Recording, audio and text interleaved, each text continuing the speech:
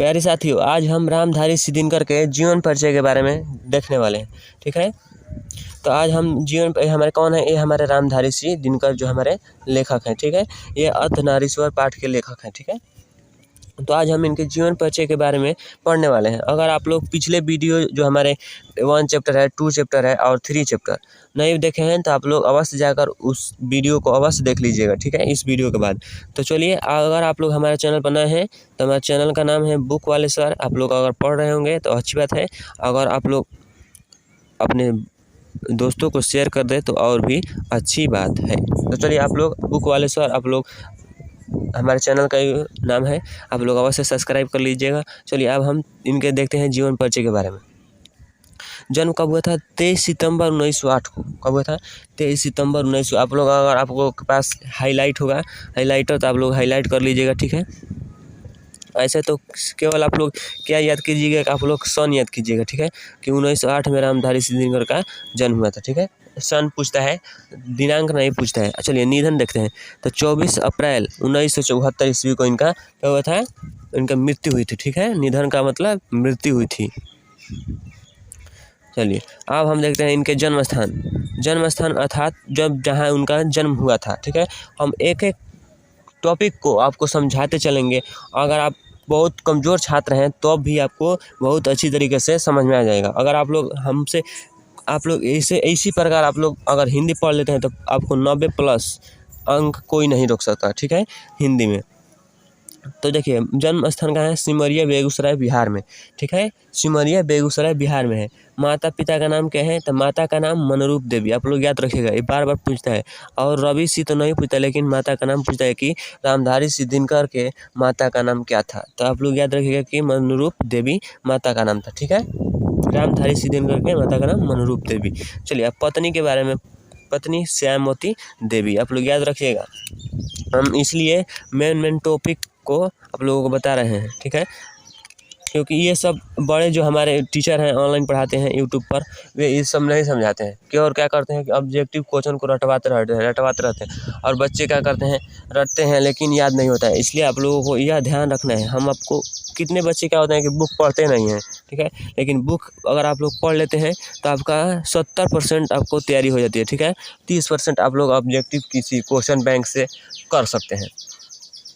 चलिए, शिक्षा के बारे में हम पता करते हैं कि शिक्षा क्या, रामधारी सिद्दीनकर जी कितने तक पढ़े, क्या हुआ, उनके शिक्षा का कैसा स्थिति रही। तो प्रारंभिक शिक्षा गांव और उसके आसपास हुई। जैसे आप लोग अगर मान लीजिए कि मैट्रिक परीक्षा दिए होंगे तो आप लोग गांव में प्रारंभिक शिक्षा किए होंगे। आपकी प्राथमिक विद्यालय जो होगा उसमें आप लोग प्रारंभिक शिक्षा किए होंगे। और उसके आसपास इनमें लिखा है 1928 में मोकामा घाट रेलवे हाई स्कूल से मैट्रिक किए। ठीक है, जैसे आप लोग 10th का एग्ज़ाम पास करते हैं, 10th क्लास का, तो वही उसे क्या कहते हैं? मैट्रिक कहते हैं।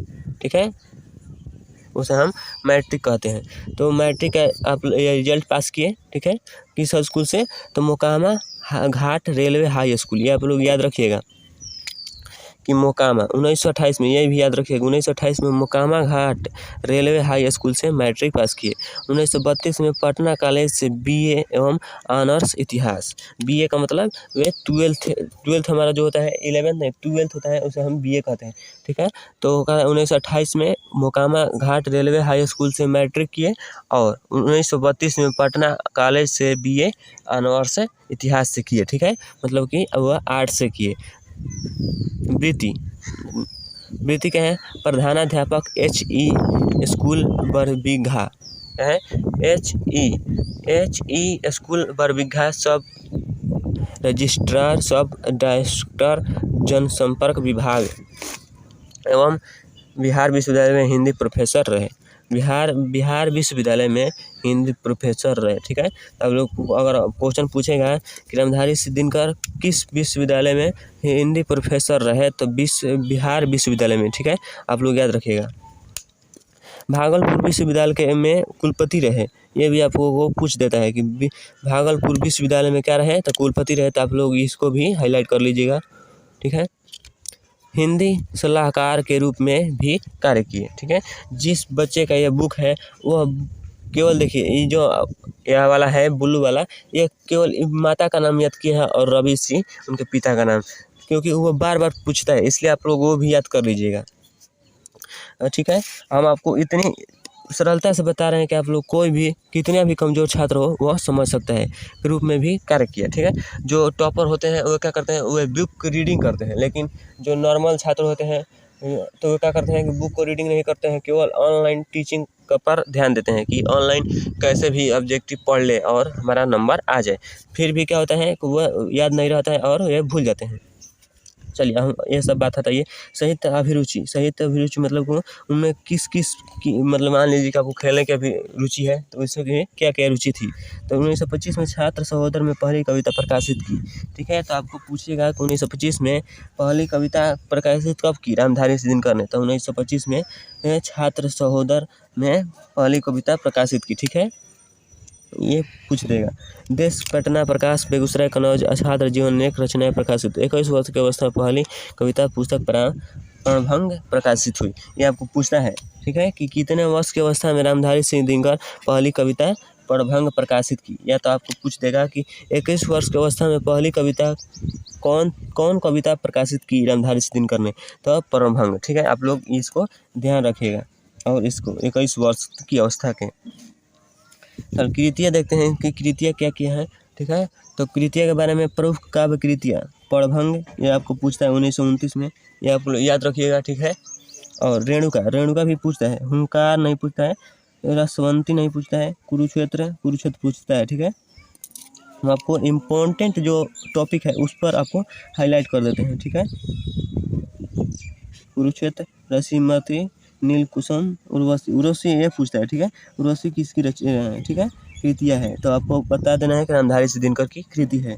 परशुराम की प्रति प्रमुख कृतियाँ मिट्टी की ओर, अर्धनारीश्वर, तो ये तो आपको पूछता ही है। संस्कृति के 4 अध्याय, ये भी पूछता है, ठीक है। 1956 में काव्य की भूमिका 1958 में, ठीक है। बट पीटल, शुद्ध कविता की खोज, दिनकर की डायरी, ये भी पूछता है, ठीक है। दिनकर की डायरी, ठीक है। तो दिनकर के नाम से जानते हैं कि दिनकर की डायरी किसकी कृति है, तो आपको बतला देंगे कि रामधारी सिंह दिनकर की, ठीक है। चलिए अब हम उनके पुरस्कार एवं सम्मान के बारे में जान लेते हैं कि उनको क्या क्या पुरस्कार मिला और क्या क्या सम्मान मिला। संस्कृति के 4 अध्याय, ये बार बार पूछता है कि उसको VVI के लिखिएगा, VVI, ठीक है। तो VVI संस्कृति के 4 अध्याय को, ठीक है। तो आप लोग इसको हाईलाइट कर लीजिएगा पेन से या आप लोग हाईलाइटर से। पर साहित्य अकादमी एवं उर्वशी पर भारतीय ज्ञानपीठ पुरस्कार पूछेगा कि संस्कृत के 4 अध्याय पर कौन सा पुरस्कार मिलता है, तो आपको बताएंगे साहित्य अकादमी पुरस्कार, ठीक है, संस्कृत के 4 अध्याय पर। और पूछेगा कि उर्वशी पर कौन सा पुरस्कार मिला, तो उर्वशी पर भारतीय ज्ञानपीठ पुरस्कार आपको मिला, ठीक है। किसको, रामधारी सिंह दिनकर को, आप लोग याद रखिएगा। अब देखिए, अब राजभाषा के संसाद, ठीक है, पद्मभूषण एवं कई अंगलन को सम्मानित राष्ट्र कवि के रूप में ये भी पूछता है कि राष्ट्र कवि कौन है, ठीक है। तो रामधारी सिंह दिनकर है, ठीक है। यह भी आपको याद रखना है, ठीक है। तो हम क्या किए, रामधारी सिंह दिनकर जी के पूरे जीवन परिचय के बारे में पढ़ लिया। अगर आप लोग इतना पढ़ लेते हैं तो आपको कितना नंबर मिलेगा, आपको 5 नंबर अंक यहाँ से मिल सकता है, ठीक है। यहाँ से, सिर्फ यहाँ से, ठीक है। तो राष्ट्रकवि रामधारी सिंह दिनकर जितने बड़े कवि थे उतने ही समर्थक गद्यकार भी थे। ये भी पूछता है कि रामधारी दिनकर जितने बड़े कवि के साथ साथ क्या थे, तो आपको बताना है कवि के साथ साथ समर्थ गद्यकार भी थे, ठीक है। बाद में भी कविता की खोज आज परशुराम प्रभावपूर्ण रूप में धारण हो गया। अभी आपको कोई अब इसमें से कोई पूछता नहीं है, ठीक है। तो ये आपको हिंदी पढ़ लेना है, पढ़िएगा तो वैसे तो छोड़ दीजिएगा, ठीक है। अब देखिए, अगर आप लोग इसके जो अर्धनारीश्वर पाठ है, देखिए अर्धनारीश्वर पाठ है, तो आप लोग अगर डिटेल में इसको भी पढ़ना चाहते हैं, जैसे बुक से आप लोग अगर रीडिंग नहीं लगाते हैं तो हम रीडिंग लगाएंगे, आप लोग केवल सुन लेंगे तो आप लोगों को क्या होगा, आप लोगों को अनुभव हो जाएगा। हम आपको एक एक बात, जैसे अर्धनारीश्वर शंकर और पार्वती का काल्पनिक रूप है, ये बार बार पूछता है, हम आपको पढ़वा देंगे। आप लोग कोई ऐसा टॉपिक नहीं होगा जो आपको बुक में से नहीं पूछेगा, ठीक है। आप लोग 100 में से कम 80 सही करके आएंगे, ठीक है। लेकिन आपको तो 50 सिर्फ करना है, ठीक है। तो 50 आप तो ऐसे ही कर देंगे, ठीक है। तो चलिए धन्यवाद। अगर आप लोग अभी तक हमारे चैनल को सब्सक्राइब नहीं करें तो बुक वाले सर आप लोग याद रखिएगा, और इस वीडियो को ज़्यादा से ज़्यादा शेयर कीजिएगा। और आपको यह कंटेंट अच्छा लग रहा तो आप लोग अवश्य कमेंट करके बताइएगा और लाइक अवश्य कर दीजिएगा। धन्यवाद।